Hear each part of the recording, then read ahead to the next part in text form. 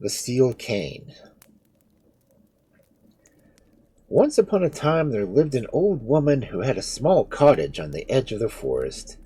Behind the cottage was a garden which all sorts of vegetables grew, and beyond that, a field with 2 or 3 cows in it, so her neighbors considered her quite rich and envied her greatly. As long as she was strong enough to work all day in her garden, the old woman never felt lonely. But after a while she had a bad illness which left her much weaker than before, and she began to think that now and then it would be nice to just have someone to speak to. Just at this moment she heard of the death of the shepherd and his wife, who dwelt on the other side of the plain, leaving a little boy quite alone in the world.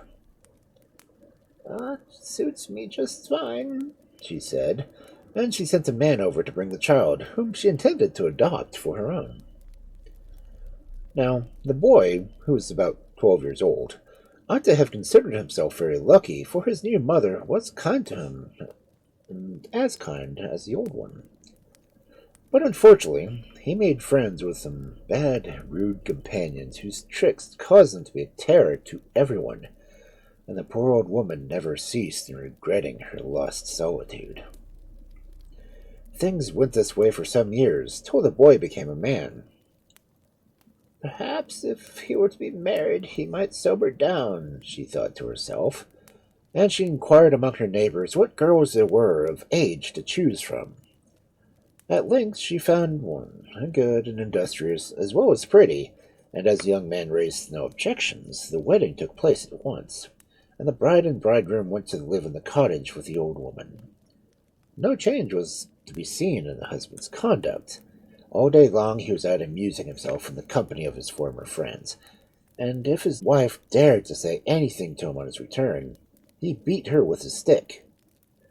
And next year, when the baby was born to them, he beat it also. At length the old woman's patience was worn out. She saw that it was quite useless to expect the lazy, idle creature to mend his ways, and one day she said to him, "Do you mean to go on like this forever? Remember, you are no longer a boy, but it is time that you left off behaving like one. Come, shake off your bad habits, and work for your wife and child, and above all, stop beating them. If not, I will transform you into an ass, and heavy loads shall be piled on your back, and the men shall ride you. Briars shall be your food, and goat shall prick you, and in your turn you shall know what it feels like to be beaten." But if she expected her words to do any good, she soon found out her mistake, for the young man only grew angry and rudely cried out, "Bah, hold your tongue, or I will whip you also." "Will you?" she answered grimly, and swift as lightning she picked up a steel cane that stood in the corner and laid it across his shoulders. In an instant his ears had grown long, and his face longer. His arms had become legs, and his body was covered with close gray hair. Truly he was an ass, and a very ugly one, too. "Leave the house!" commanded the old woman, and, shambling awkwardly, as he was standing in the path outside, not knowing what to do, a man passed by.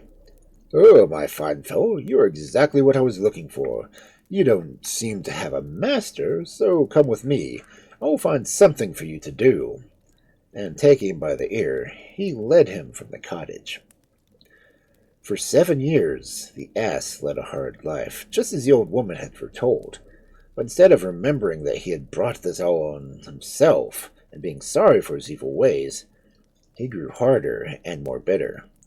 At the end of 7 years, his ass skin wore out, and he became a man again, and one day returned to the cottage.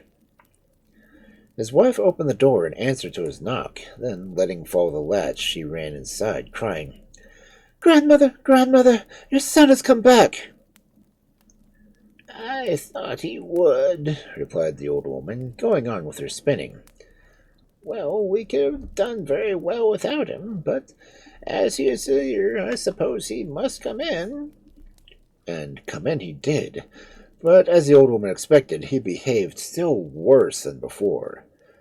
For some weeks she allowed him to do what he liked, and at last she said, So, experience has taught you nothing. After all, there are very few people who have sense to learn by it. But take care lest I change you into a wolf to be prey for dogs and men. You talk too much. Shall I break your head for you? Was all the answer she got. Had the young man looked at her face, he might have taken warning, but he was busy making a pipe and took no notice. The next moment, the steel cane had touched his shoulders, and a big gray wolf bounded out through the door. Oh, what a yapping among the dogs, and what a shouting among the neighbors as they gave chase! For 7 years he had to live the life of a hunted animal, often cold and nearly always hungry, never daring to allow himself a sound sleep. At the end of that time his wolfskin wore out also, and again he appeared at the cottage door. But the second 7 years had taught him no more than the first. His conduct was worse than before, and one day he beat his wife and son so brutally that they screamed to the old woman to come to their aid. She did, and brought her steel cane with her. In a second the ruffian had vanished. A big black crow was flying across the room, crying, "Yar! Yar!" The window was open, and he darted through it. And seeking his companions who had ruined him, he managed to make them understand what had happened. "We will avenge you," they said, and taking up a rope, set out to strangle the old woman. But she was ready for them. One stroke of her cane, and they were all changed into a troop of black crows. And this time their feathers are lasting still.